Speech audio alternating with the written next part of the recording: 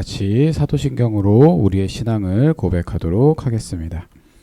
나는 전능하신 아버지 하나님 천지의 창조주를 믿습니다. 나는 그의 유일하신 아들 우리 주 예수 그리스도를 믿습니다. 그는 성령으로 잉태되어 동정녀 마리아에게서 나시고 본디오 빌라도에게 고난을 받아 십자가에 못 박혀 죽으시고 장사된 지 사흘 만에 죽은 자 가운데서 다시 살아나셨으며 하늘에 오르시어 전능하신 아버지 하나님 우편에 앉아 계시다가 거기로부터 살아있는 자와 죽은 자를 심판하러 오십니다. 나는 성령을 믿으며 거룩한 공교회와 성도의 교제와 죄를 용서받는 것과 몸의 부활과 영생을 믿습니다. 아멘. 다 같이 찬송가 540장 찬송하도록 하겠습니다.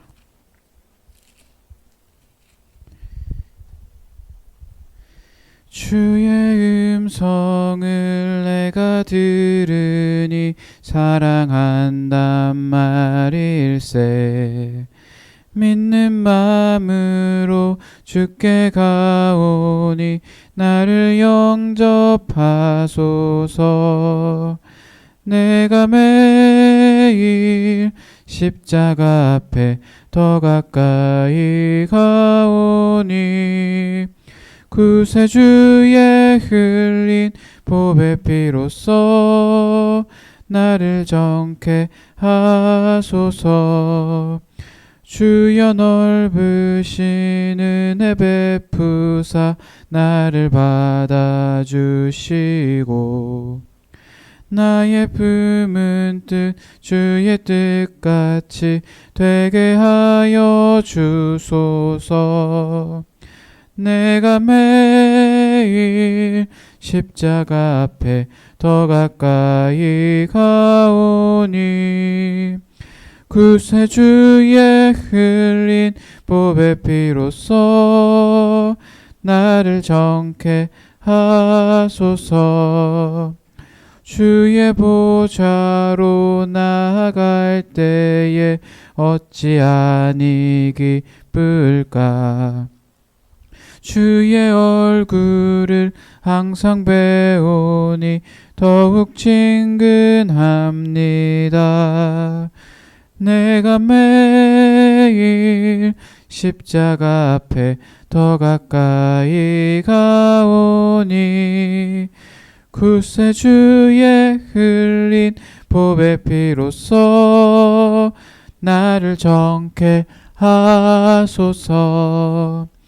우리 구주의 넓은 사랑을 증량할 자 없으며 주가 주시는 참된 기쁨도 헤아릴 수 없도다. 내가 매일 십자가 앞에 더 가까이 가오니 구세주의 흘린 보배 피로써 나를 정케 하소서. 아멘. 오늘 주시는 말씀은 요한복음 말씀입니다. 요한복음 21장 18절에서 19절 말씀입니다. 요한복음 21장 18절 19절 신약 185페이지에 있습니다. 제가 읽어드리도록 하겠습니다. 내가 진실로 진실로 내게 이르노니 내가 젊어서는 스스로 띠뛰고 원하는 곳으로 다녔거니와 늙어서는 내 팔을 벌리니 남이 내게 띠띠우고 원하지 아니하는 곳으로 데려가리라. 이 말씀을 하심은 베드로가 어떠한 죽음으로 하나님께 영광을 돌릴 것을 가르치심이로라. 이 말씀을 하시고 베드로에게 이르시되 나를 따르라 하시니. 아멘. 네, 찬송가 50장 찬양하면서 봉헌하도록 하겠습니다. 내게 있는 모든 것을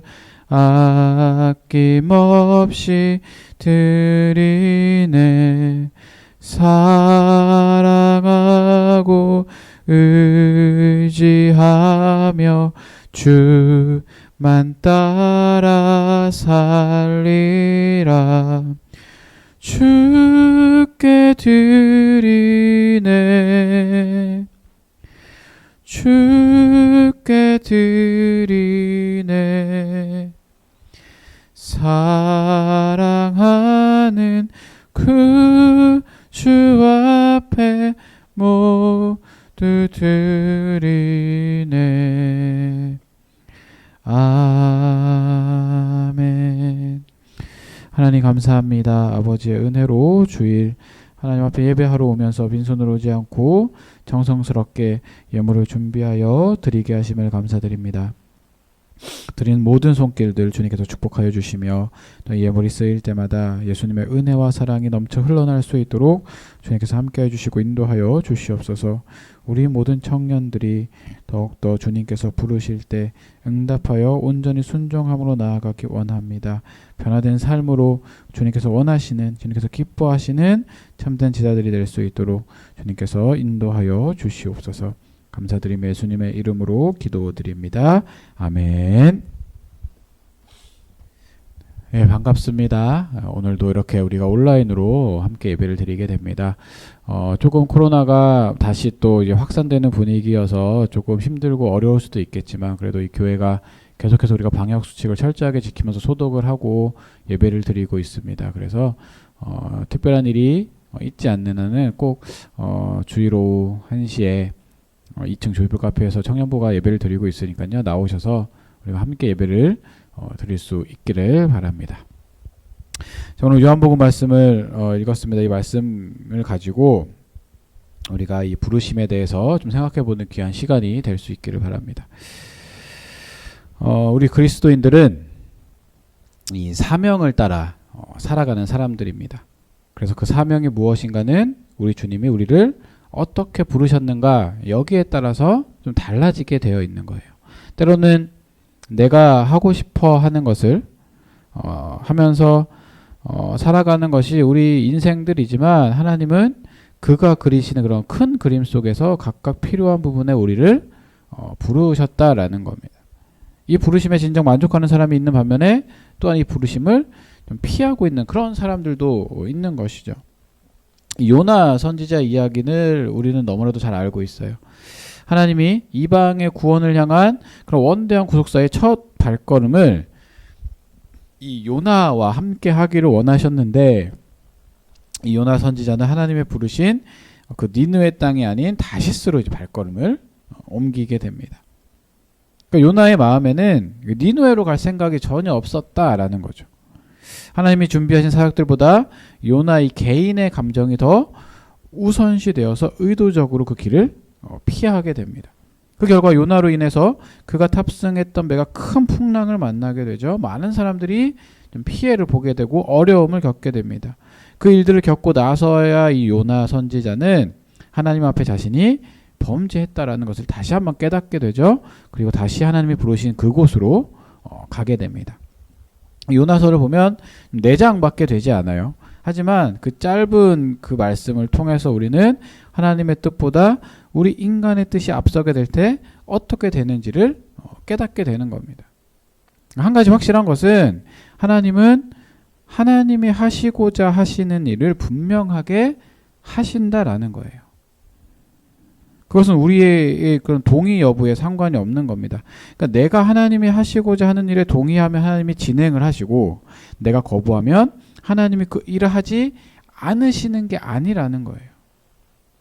물론 우리가 자발적 순종과 더불어서 하나님께 드리고자 하는 그 마음이 있을 때 또한 순종하고자 하는 그 마음이 있을 때 하나님이 더욱 기뻐하시겠지만 설령 그렇지 않다 하더라도 하나님이 우리의 그 동의 여부를 기다리셔야 할 필요가 전혀 없다라는 거예요. 왜냐하면 하나님의 뜻이 우리의 감정적, 지적 동의보다 더 위에 있기 때문이라는 거죠. 하나님이 우리를 부르실 때는 목적 없이 또한 뭐 이유 없이 그렇게 부르시지는 않습니다. 하나님의 그 부르심에는 분명한 이런 목적과 이유가 있다라는 거예요. 내가 가고 싶은 곳으로 부르시는 것이 아니라 우리가 필요한 곳으로 부르시는 거죠. 그러니까 그곳이 어디든 상관이 없어요. 그러니까 우리가 어디로 가는가 이런 것보다는 또는 어디까지 가야 하는가 이런 것보다는 우리가 누구의 명령을 받고 가는가, 우리가 부르심 받은 그곳으로 가고 있는가, 이게 중요하다라는 겁니다. 그러니까 주님과 함께 한다면 어디로 가든지 문제될 것이 없는 거예요. 또한 주님과 함께 하면 아무 상관이 없는 겁니다. 주님을 따르기만 한다면 그 부르심대로 가는 우리의 발걸음이 결코 헛되지 않는 거예요. 주님을 꼭 붙잡고 걸어가는 소망의 사람들이 먼저 되어야 되는 겁니다. 주님께서는 그렇게 당신의 제자들을 부르셨어요. 당시 최고로 잘 나가는 엘리트들을 부르신 것이 아니라 3년간 주님과 동고동락할, 조금은 부족해 보이는 그런 사람들을 부르십니다. 그러니까 세상 사람들은 예수님이 이 제자를 선발하는 이 과정을 이상하게 여겼을 거예요. 죄인 취급만 당하고 민족의 배반자라고 불려지는 세리들을 부르시고 물고기 잡는 것밖에 아무것도 모르는 어부들을 부르시면서 그들과 함께 하시는 거죠. 자, 예수님이 베드로를 부르시던 날입니다. 밤이 새도록 그물질을 했는데 고기를 잡으려 했으나 단 한 마리도 잡지 못했어요. 그렇게 허탈해하던 베드로에게 찾아와 깊은 곳으로 가서 그물을 내리라라고 말씀을 하십니다. 사실 그런데 잘 생각해 보면은 이 장면 자체가 말이 안 되는 그런 상황이에요. 자, 베드로는 어부라는 전문 직업인입니다. 그런데 이런 전문가 베드로에게 낯선 사람이 다가와서 그 전문직에 대한 조언을 한다라는 거예요. 이 자체가 받아들일 수 없는 상황이라는 거죠. 또 물고기는 아침에 잡는 것이 아니라 어두운 밤부터 시작해서 날이 뜨기 전까지 잡을 수 있어요. 깊은 곳이 아니라 수심이 얕은 곳에서 잡아야 됩니다. 그런데 이런 베드로에게 상식과 경험을 뒤집는 제안을 하시는 거예요. 그러니까 이 성경 말씀에 그냥 아무 이유 없이 그 시간대에 가서 깊은 곳에 가서 그물을 던져라 이렇게 하시는 게 아니에요. 다 이유가 있다라는 거죠. 그러니까 물고기를 많이 잡으려고 하면 어떻게 해야 되는 방법들이 있는데 그 방법을 완전히 뒤집어 엎으셔서 명령을 하십니다. 물고기가 안 잡히는 시간대에 깊은 곳에 가서 그물을 던지라 하시는 거죠. 자, 그 결과가 어떻습니까? 여러분들이 아실 만큼 그물이 찢어질 만큼 잡혔다라고 말씀을 합니다.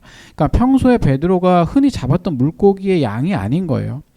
엄청난 양의 물고기를 잡은 거예요.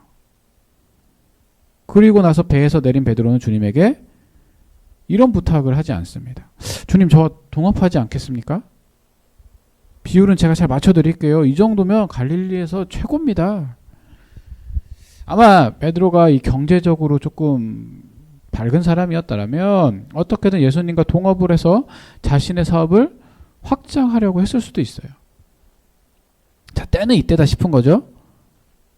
예수님을 스카우트해서 크게 한몫 잡으려고 했을 수 있다라는 겁니다. 그런데 베드로는 진짜 예수님을 만난 거예요. 진짜 주님을 만난 거죠. 자신의 사업을 성공하게 해줄 사장님이 아니라 나의 인생을 주관하시는 그 주님을 만났다라는 겁니다. 그래서 베드로는 주님 앞에 엎드려서 자신을 떠나라라고 고백을 해요. 그리고 자신이 누구인지 정확하게 보고 정확하게 알게 됩니다. 누가복음 5장 8절에 이렇게 말씀을 해요. 시몬 베드로가 이를 보고 예수의 무릎 앞에 엎드려 이르되 주여 나를 떠나소서 나는 죄인이로소이다 하니. 자, 이 모습 잘 기억하세요. 이 모습이 진짜 예수님을 만난 사람들의 특징을 잘 보여주고 있어요. 정말 주님을 만나게 되면 지금 내가 누구인지를 정확하게 보게 됩니다.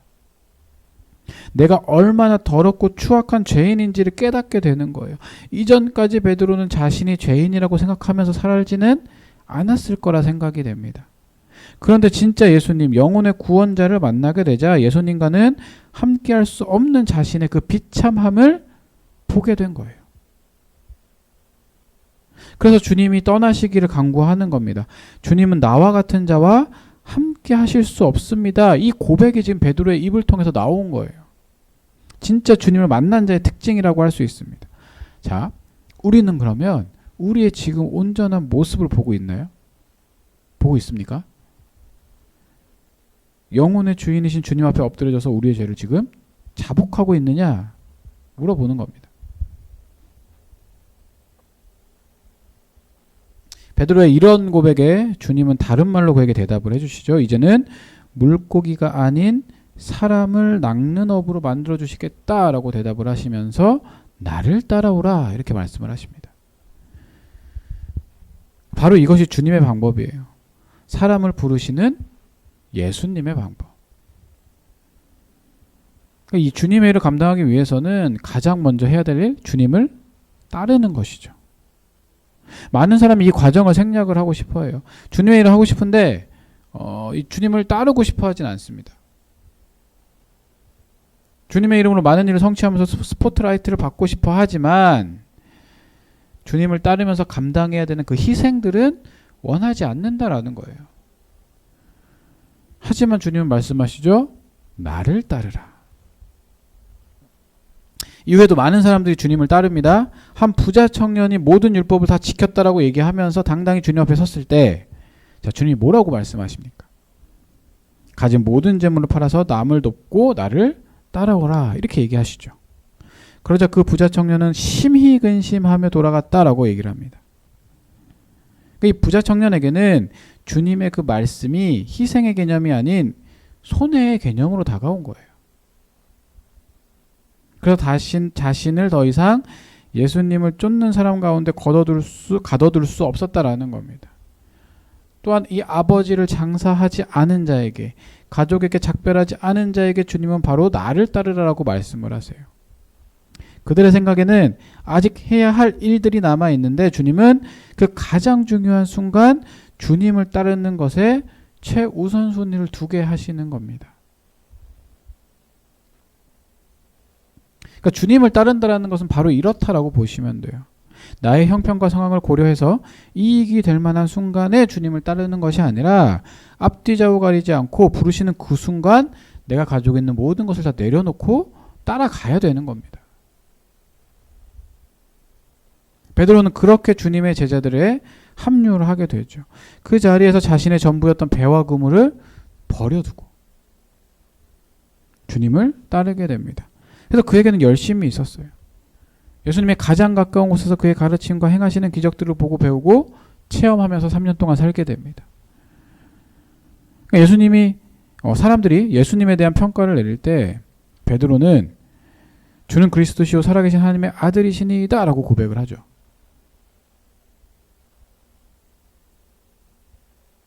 그 고백 위에 예수님은 교회를 세우신다라고 약속해 주시고 음부의 권세가 해할 수 없는 능력을 더해 주신다라고 말씀을 하십니다. 그러니까 베드로를 딱 봤을 때 우리 기준에서 보면은 수제자라는 거예요. 예수님의 수제자. 어디를 가도 주님은 베드로를 꼭 데리고 다니십니다. 풍랑 있는 바다 가운데서 모두 두려워하고 있을 때 저 멀리 걸어오시는 그 주님을 확인하고 나서 베드로는 무리를 걸을 수 있도록 요청을 해요. 보통 열정이 있는 사람이 아니죠. 물론 물에 빠져서 믿음이 적은 자라 꾸중을 듣기도 했지만 예수님을 너무도 사랑하는 그 제자였다라는 거예요. 그러니까 예수님의 가장 가까운 곳에서 예수님의 기적과 가르침을 보고 배우고 체험하며 살았기 때문에. 하지만 이렇게 수제자였던 베드로도 결국 예수님의 마지막 순간에 배반하고 떠나버리게 되죠. 근데 예수님이 이미 알고 계셨어요.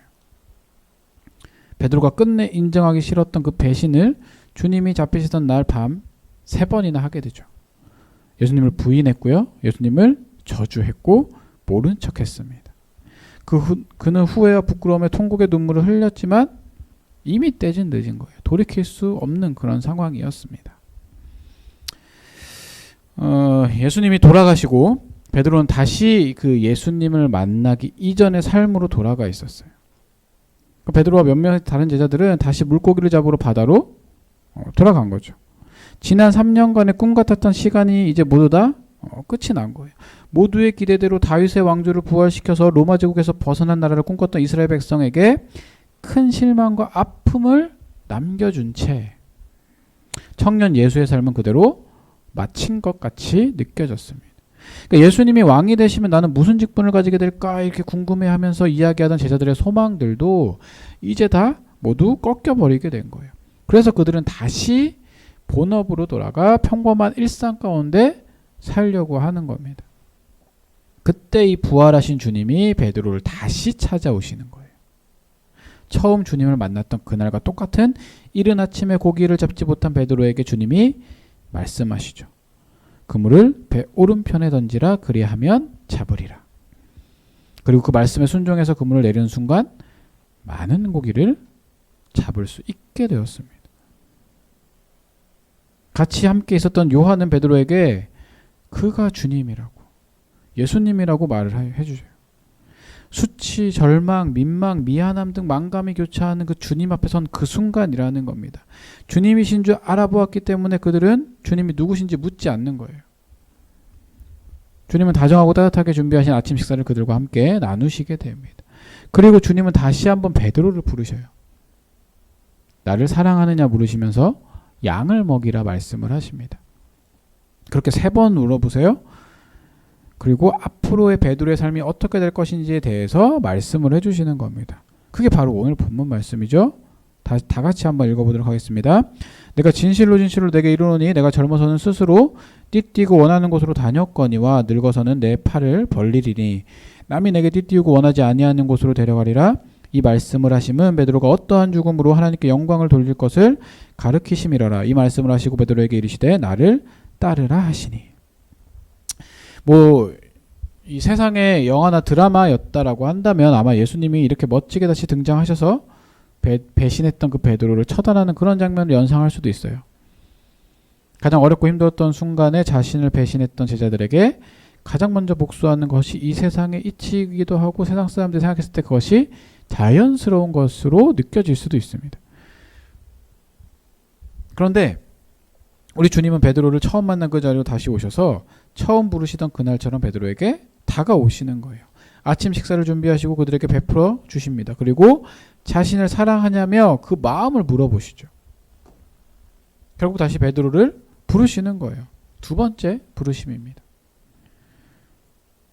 예수님께서 승천하신 후에 베드로는 성령 충만을 받게 되어 새 사람이 되어서 하나님의 말씀을 전하는 그 증거자로, 순교자로서의 삶을 살아가게 됩니다. 만약 주님께서 베드로를 2번째 부르시지 않았더라면 불가능한 일이 됐겠죠. 그는 예수님과 함께 했던 그런 좋은 추억을 가지고 사는, 또한 예수님을 마음속에 묻어준 채 살아가는 그런 한 업으로 그냥 생을 마감했을 수 있습니다. 그런데 예수님은 그 실패한 베드로를 다시 찾아오셔서 다시 한번 기회를 주셨어요. 그리고 다시 그를 부르시고 함께 하기를 원하셨습니다. 자, 우리는 어떻습니까? 수련회 때마다, 또한 부흥회, 기도회, 이때마다 주님께 여러 가지 다짐들을 고백을 하죠. 결단합니다. 변화되겠다라고 얘기를 합니다.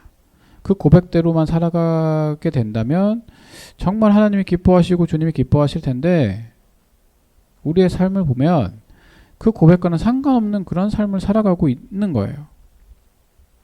혹은 정말 잘해보고 싶고 최선을 다했고 노력했지만 넘어져서 상실감에 빠져서 살아갈 수도 있습니다. 너무도 더러운 우리의 모습에 실망하면서 살아가고 있는지도 몰라요. 주님은 그런 우리에게 다시 한번 찾아오십니다. 우리의 지난 실수를 만회하고 다시 일어서서 주님의 강한 용사로 참된 자녀로 이 땅을 살아가기를 원하신다라는 거죠. 사탄은 지금도 우리의 과거를 기회 삼아서 자꾸 주님께 나아가지 못하도록 발목을 잡고 있습니다. 그러니까 우리의 더럽고 추악한 지난 시간들이 계속 생각나게 하는 거예요. 그것이 가로막게 하는 겁니다. 주님께 가지 못하도록 막고 있는 거예요. 네가 이렇게 더러운데 어떻게 주님께 나가? 넌 안 돼. 넌 틀렸어. 끝났어. 그러나 우리 주님은 우리의 과거가 아닌 우리의 미래의 모습을 보세요. 우리를 격려하십니다. 다시 한번 일어나서 주님의 길을 걸어갈 수 있도록 그렇게 우리 곁에 다가오셔서 위로해 주신다라는 거예요. 과거의 향기에 취해서 그때만 그림이 머무르는 삶이 아니라 주님이 준비하신 계획과 이 예비하심에 진취적으로 나아가는 우리가 될 수 있어야 된다라는 겁니다. 하나님의 사람은 앞을 보는 사람이에요. 지난 과거를 회개하고 돌이켜서 새로운 날을 준비하는 사람들입니다. 과거를 돌이키되 깨끗하고 철저한 돌이킴으로 앞날을 준비하는 그런 사람들이 돼야 돼요. 나 그냥 이제 열심히 잘 살 거 이게 아니라 정확하게 회개해야 된다라는 거죠. 그리고 삶이 변화돼야 돼요. 잘못을 뉘우치고. 그래서 그렇게 다시 부르시는 그 주님의 음성에 민감하게 반응하고 온전히 순종해서 살아가는 여러분들이 될 수 있기를 바랍니다.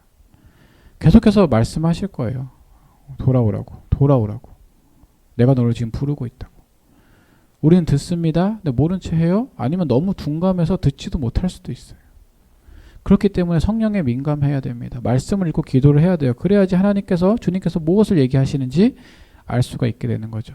그래서 그 음성을 들었을 때, 다시 부르셨을 때 온전히 그 음성에 대답하고 순종하며 나아갈 수 있기를 바랍니다. 베드로는 온전히 순종했기 때문에 그 이후에 하나님께서 원하시는 아주 귀한 삶을 살 수 있었어요. 우리도 그렇게 되어야 됩니다.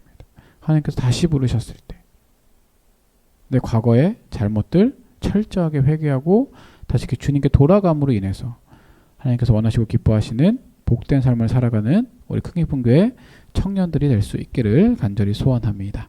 기도하겠습니다. 하나님 감사합니다. 오늘 요한복음 말씀을 통해서 주님께서 다시 부르셨을 때 우리가 그 부르심에 온전히 순종하며 나아가야 함을 이야기를 나누었습니다. 많은 것들이 우리를 어렵게 합니다. 힘들게 하고 또 우리의 과거의 삶을 되돌아봤을 때 너무나도 죄악된 삶을 살았고 더럽기 때문에 주님께 나아가지 못하도 있습니다. 하지만 다시 한번 주님께 회개하며 나아갑니다. 우리가 돌이켰을 때, 회개했을 때 주님께서 용서해 주시고 다시 받아주심을 깨닫고 또 계속해서 나를 부르시고 기다리시는 그 주님을 바라보면서 우리가 주님께서 원하시는 귀한 삶을 살아갈 수 있도록 하나님께서 함께해 주시고 인도하여 주시옵소서. 이제는 우리 예수 그리스도의 은혜와 하나님 아버지의 놀라우신 사랑과 성령님의 감화감동 역사하심이 다시 한번 우리를 부르셨을 때 온전히 순종하며 나아가기를 원하는 우리 큰기쁨교회 모든 청년들 삶 가운데에 이제부터 영원토록 함께하기를 간절히 축원하옵나이다. 아멘.